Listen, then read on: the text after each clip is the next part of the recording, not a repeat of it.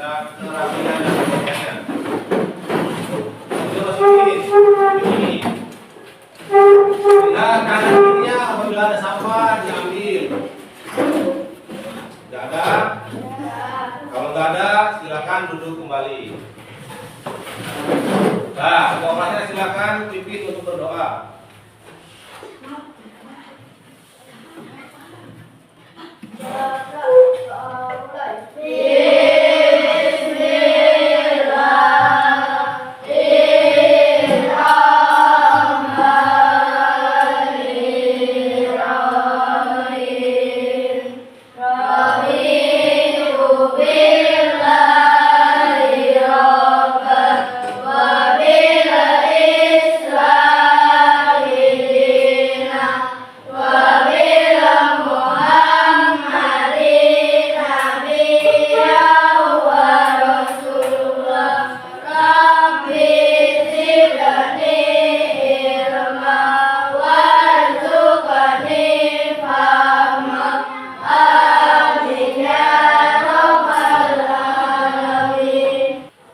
Sekarang pembiasaan kita membaca surat-surat pendek. Sekarang baca surat Al-Kausar. Ayo,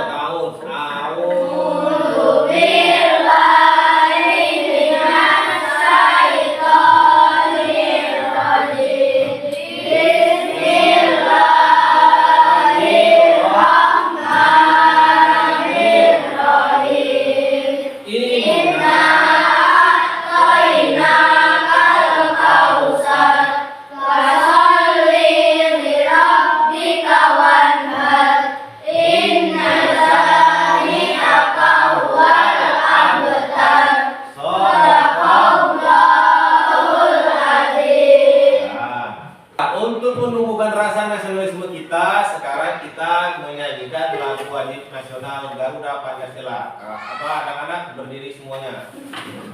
Yo, 1, 2, 3. Garuda Pancasila, akulah pendukungmu, patriot proklamasi, sedia berkorban untukmu. Pancasila dasar negara, rakyat adil makmur sentosa, pribadi bangsaku. Ayo maju, maju, ayo maju, maju, ayo maju, maju. Ya, duduk kembali.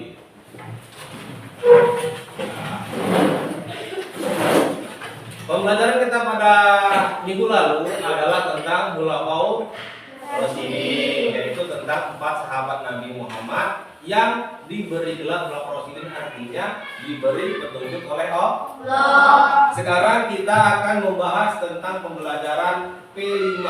P5 itu Bapak mengambil tema tentang Bhinneka Tunggal Ika. Apa arti Bhinneka Tunggal Ika? Ada yang tahu? Berbeda-beda tetap satu. Maksudnya kayak gimana? Beda apa tuh?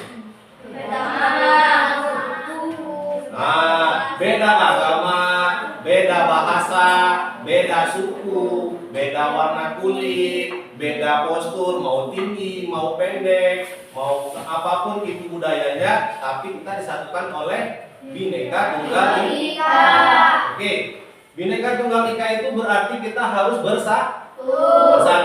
Oleh sebab itu, sekarang Bapak mau bertanya, apabila ada teman kalian yang kesusahan, apa yang harus kalian lakukan? Menolongnya. Apabila ada teman yang dalam kesulitan, apa yang harus kalian lakukan? Menolongnya. Menolongnya dengan cara apa? Iya, dengan cara apa? Apa? Membantunya itu bisa banyak. Satu, bisa menyisihkan uang, ya kan?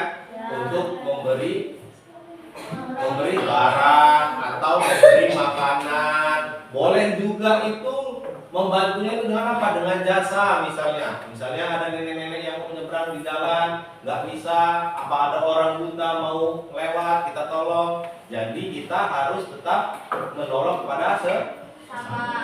Oke, baiklah.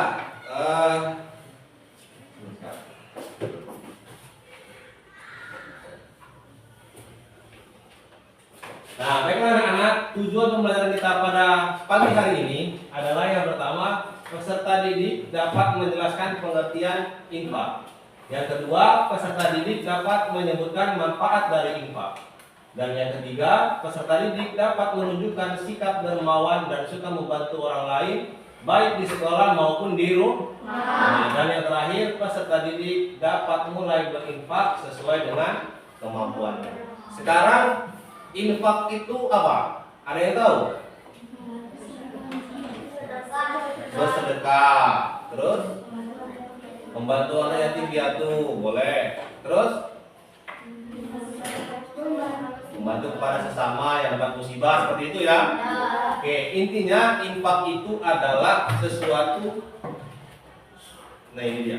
Nah, artinya infak itu adalah mengeluarkan sebagian harta untuk kepentingan yang diperintahkan oleh Allah Subhanahu wa taala, seperti membantu fakir miskin, membangun masjid atau mendukung kegiatan sosial. Misalnya ada gotong royong membangun jembatan. Kalau kalian tidak bisa membantu dengan jasa kalian, membayarnya lewat uang saku kalian, menyisihkan uang saku kalian. Atau misalnya ada masjid yang mau dibangun, kalian membantu dengan uang yang kalian punya. Seperti ini. Seperti anak-anak ya. Paham ya? Oke.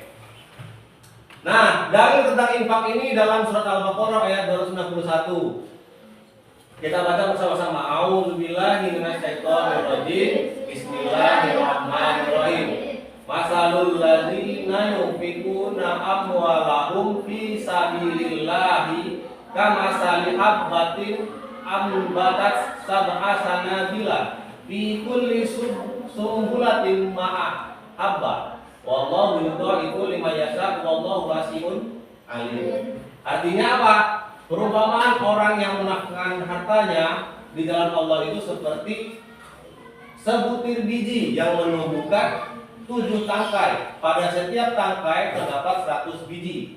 Allah melipat gandakan bagi siapa yang dia kehendaki, dan Allah Maha Luas, karunia-Nya lagi Maha mengetahui. Jadi infak itu bukan perintah dari siapa-siapa, bukan perintah dari Rasul, bukan perintah dari Pak Guru, tapi infak itu datang langsung dari Allah. Intinya adalah apa? Infak itu membantu kepada yang memerlukan bantuan.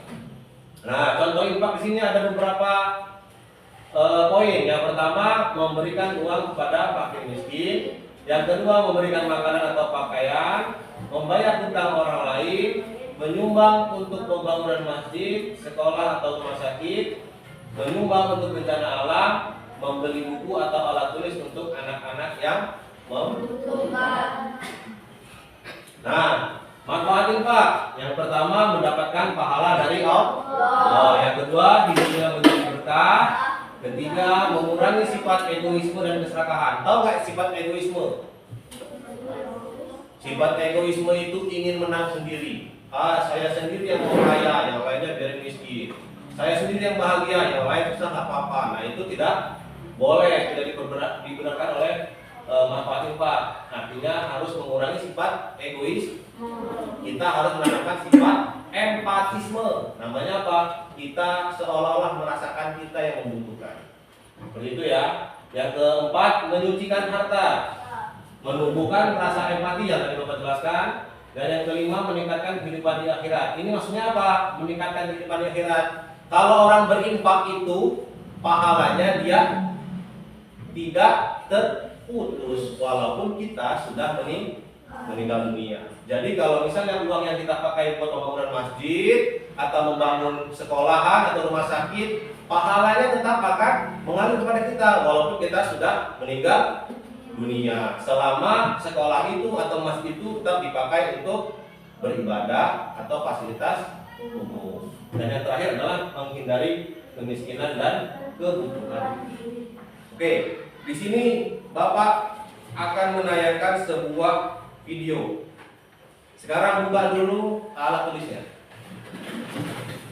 Nah, Bapak akan menayangkan sebuah video, lihat dan rasakan seolah-olah ini yang akan terjadi di sekitar kalian atau di rumah kalian.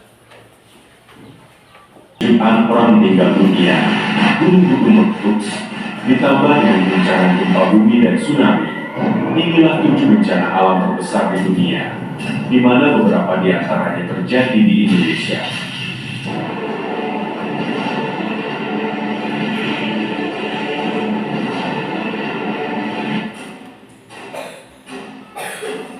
Bencana alam adalah peristiwa dahsyat yang berpotensi menyebabkan kerusakan dan merenggut korban jiwa dalam jumlah besar. Karena sifatnya yang merusak, bencana alam sangat merugikan populasi manusia dan negara. Secara global, sekitar 60.000 orang meninggal setiap tahunnya akibat bencana alam, seperti kekeringan, banjir, gempa bumi, dan juga tsunami. Beberapa sumber melaporkan, diperkirakan ada sekitar 150 juta orang di dunia yang terkena dampak dari peristiwa-peristiwa tersebut. Dan selama beberapa dekade terakhir, bencana alam global telah menyumbang 0,1% dari total kematian di dunia, menurut data dari Oxford University. Bencana alam seperti gempa bumi dan tsunami tidak dapat dicegah, dan bencana ini telah memakan korban jiwa dengan jumlah yang besar. Dan di dalam video ini, TV Kuno akan membahas tentang 7 bencana alam terbesar di dunia, yang beberapa diantaranya terjadi di Indonesia. Jika kalian penasaran bencana apa saja itu, maka tonton video ini sampai selesai. Di nomor 7, sebagai bencana alam terbesar di dunia, ada gempa bumi Kanto yang terjadi pada tahun 1923. Bencana alam dahsyat gempa bumi Kanto, atau sering juga disebut gempa bumi Tokyo Yokohama tahun 1923, adalah gempa bumi yang berkekuatan 7,9 skala Richter, yang dimana gempa bumi ini mengguncang daerah metropolitan Tokyo dan Yokohama menjelang tengah hari. Gempa ini terjadi pada tanggal 1 September 1923. Menurut beberapa laporan, gempa bumi dahsyat ini memakan jumlah total korban tewas mencapai 142.000 orang. Kebanyakan korban tewas akibat kebakaran hebat di kota Yokohama dan Shizuoka, yang menjadikan gempa ini sebagai salah satu bencana paling mematikan dalam sejarah Jepang, dan bencana gempa bumi paling mematikan pada abad ke-20. Lebih dari separuh bangunan bata dan 1/10 gedung-gedung yang ada di wilayah tersebut runtuh. Ratusan ribu rumah hancur atau terbakar dalam kebakaran yang terjadi setelah gempa bumi. Gempa bumi yang mengguncang kota Tokyo dan Yokohama ini juga dilaporkan menimbulkan tsunami yang mencapai ketinggian 39,5 kaki atau sekitar 12 meter di Atami di Teluk Sagami, yang menghancurkan sekitar 155 rumah dan menewaskan sekitar 60 orang. Yang keenam, sebagai bencana alam terbesar di dunia, ada letusan Gunung Tambora yang terjadi pada tahun 1815. Bencana letusan Gunung Tambora tercatat sebagai salah satu letusan gunung api terbesar dan terdahsyat dalam sejarah dunia, dan menjadi letusan gunung berapi yang paling kuat dalam sejarah dunia modern. Gunung Tambora terletak di Pulau Sumbawa, Indonesia. Pada tahun 1812, kaldera Gunung Tambora mulai bergemuruh dan menghasilkan awan hitam. Dan pada tanggal 5 April tahun 1815, letusan terjadi, diikuti dengan suara guruh yang terdengar hingga ke Pulau Sumatera, yang jaraknya lebih dari 2.600 km dari Gunung Tambora. Dan puncaknya terjadi pada tanggal 10 April tahun 1815, di mana letusan Gunung Tambora memuntahkan 150 km kubik abu, batu apung, dan batuan lainnya, serta aerosol yang termasuk sekitar 60 megaton belerang ke atmosfer bumi. Ledakan tersebut mengeluarkan begitu banyak abu vulkanik ke atmosfer bumi, sehingga mengurangi jumlah sinar matahari yang mencapai permukaan bumi. Akibatnya, suhu di belahan bumi utara pada saat itu turun 1 derajat Fahrenheit, atau biasa disebut juga sebagai bencana tanpa musim panas.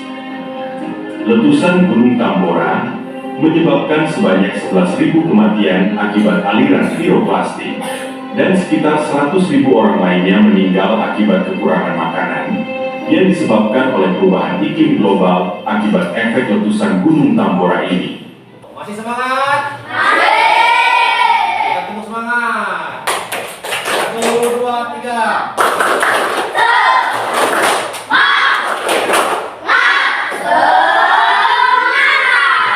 Untuk kita semuanya. Tadi kalian sudah selesai menyaksikan videonya ya. Nah, sekarang tugas kalian, video tadi kan tentang bencana alam ya. Ada tsunami, ada gempa bumi, ada gunung meletus, ada lagi namanya kayak kebakaran dan sebagainya.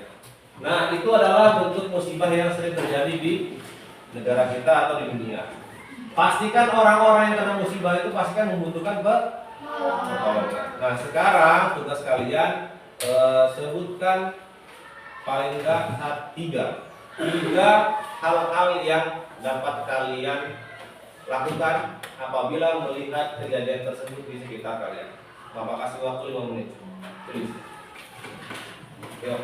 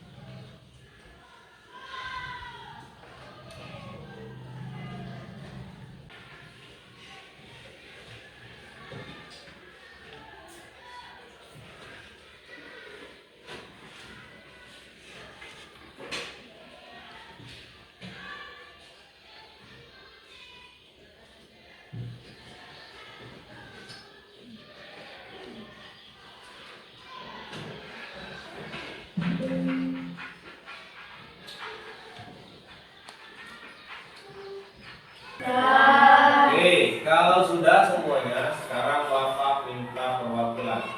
Silakan maju ke depan. Sebutkan apa yang kalian lakukan apabila di sekitar kalian terjadi musibah. Yang akan saya lakukan saat melihat musibah itu ialah menolongnya. Terus yang kedua apa? Memberi pertolongan makanan. Terus Memberi uang pada orang yang membutuhkan. memberi uang. Sudah? Oke, kasih tepuk tangan buat Dambi. Yo, siapa lagi sekarang mau maju? Saya, Pak. Ya, di para.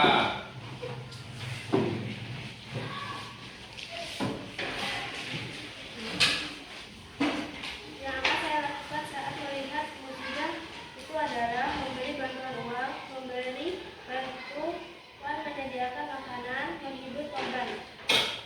Oh gitu. Sudah? Sudah. Kasih tepuk tangan dulu si para. Siapa lagi? Saya, Pak. Ya, ayo simpen.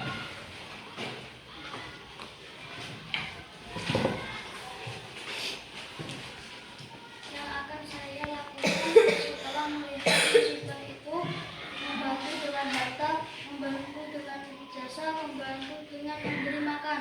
Oh, boleh. Kasih tepuk tangan Mas Dipa. Satu lagi. Oke, dapat maju. Yang akan saya lakukan membantu korban, memberi pakaian baru, membantu dengan uang, memberi mereka bantuan untuk memberi tempat tinggal baru atau tenda. Oke, kasih tepuk tangan buat dapat. Nah, baiklah anak-anak, tadi kita sudah menyaksikan dari pendapatnya teman-teman kalian. Ada yang ngasih pakaian, ada yang ngasih tempat tinggal, ada yang ngasih berupa makanan, ada juga yang ngasih dengan uang. Ini adalah bentuk kepedulian kita sebagai sesama manusia. Kita disatukan oleh Allah.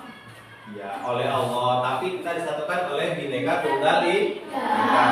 Kalau kena tsunami gitu, dia milih-milih nggak tsunami itu?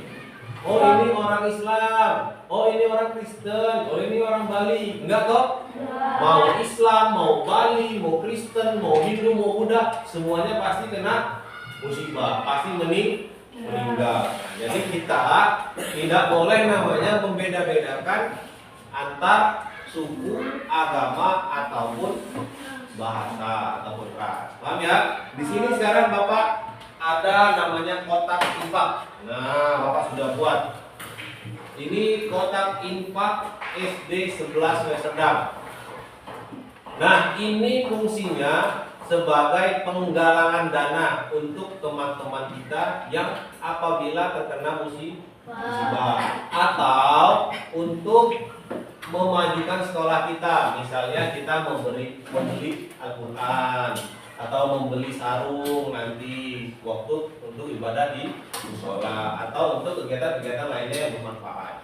Kayak contohnya kemarin siapa? Kayak Pak Uji kemarin itu kan. Nah, kalau ini kita laksanakan dan kita dapat kita praktekkan, terus kita istiqomah atau berkelanjutan, nah itu kan dapat meringankan sedikit dari musibah kawan kita yang sedang membutuhkan. Paham ya anak-anak ya? Nah, jadi nanti Bapak minta tolong kalian ada 2 orang perwakilan maju ke depan untuk membawakan kotak infak ini dan mengelilingi tiap kelas yang ada di sekolah kita. Jadi 2 orang ini nanti setiap hari Jumat, namanya Jumat Barokah, Jumat Barokah ya, Jumat berkah. Nanti setiap Jumat ada 2 orang yang tiap kelas masuk untuk menggalangan dana.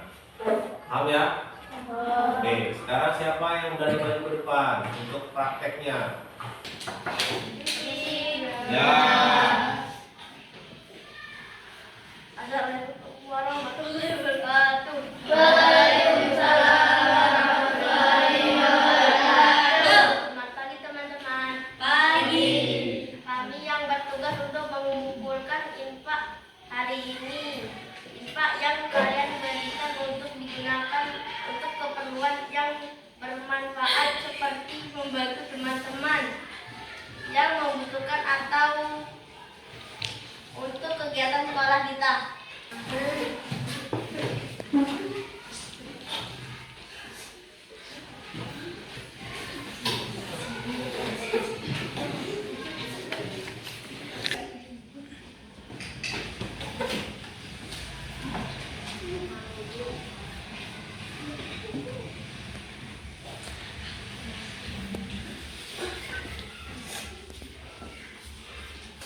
Semoga dengan infak yang diberikan kita semua bisa mendapatkan keberkahan dan kebaikan Allah Subhanahu wa taala. Assalamualaikum warahmatullahi wabarakatuh.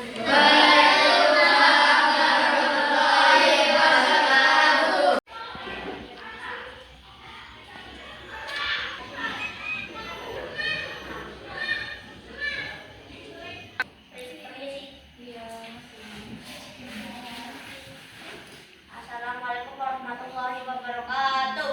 Waalaikumsalam warahmatullahi wabarakatuh. Selamat pagi teman-teman. Kami yang bertugas untuk mengumpulkan infak hari ini. Infak yang kalian berikan akan digunakan untuk keperluan yang bermanfaat seperti membantu teman-teman yang membutuhkan atau untuk kegiatan sekolah kita. Teman-teman, selagi kita masih bisa membantu, kenapa tidak?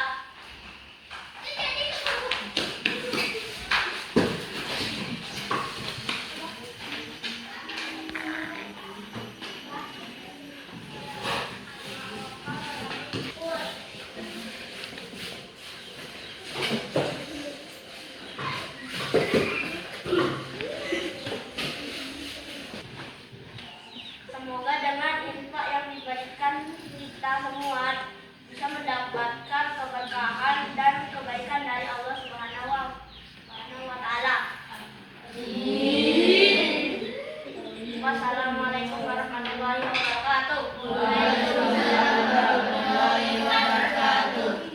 Baiklah anak-anak, sekarang tadi kalian sudah mempraktekkan tentang P5 atau infak. Nah, sekarang kalian akan menjelaskan bagaimana sih sedekah itu bisa menjadi tabungan di akhirat. Aku nggak ngerti Bapak, kayaknya ada yang disembunyikan.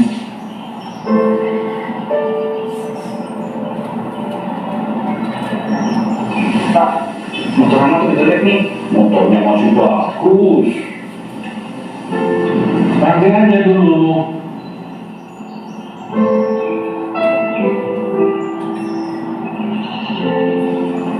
Ma, antar bapak ambil pensiun. Ayo. Waalaikumsalam. Tiap bulan dia terima pensiun. Minta motor baru, nggak dikasih.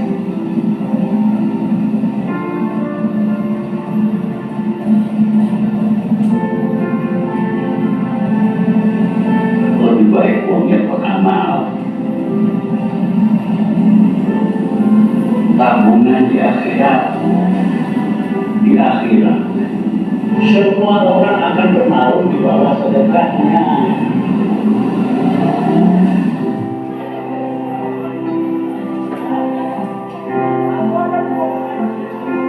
Sini aja.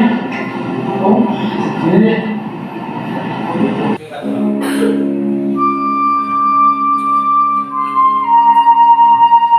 Assalamualaikum. Waalaikumsalam. Ahmad? Silakan masuk. Ayo mari, silakan duduk, Pak. Ini sebenarnya tempat apa ya?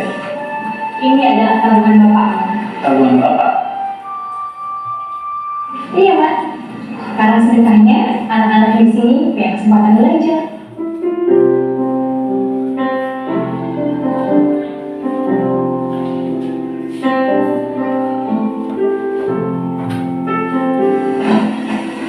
Ini, Pak.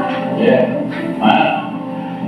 Jangan lupa, di akhirat semua orang akan bernaung di bawah sedekahnya.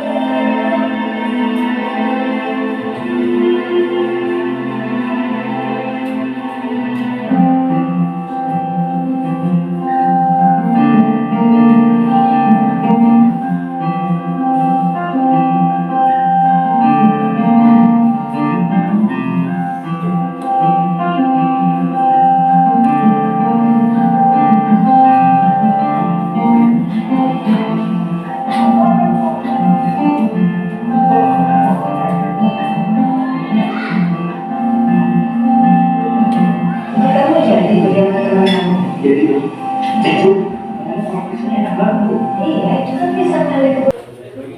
Nah, gimana tadi filmnya? Bagus. Nah, video tadi itu adalah tentang pentingnya bersedekah karena sedekah itu dapat menjadi tabungan kita nanti di akhirat. Infak pun sama seperti itu. Paham ya anak-anak ya? Jadi Bapak berharap dari video tadi, dari kegiatan kita pada pagi hari ini, infak kita akan terus berjalan sehingga kita dapat membantu teman-teman kita yang sedang membutuhkan atau sedang dalam musibah. Nah, sekarang siap Bapak.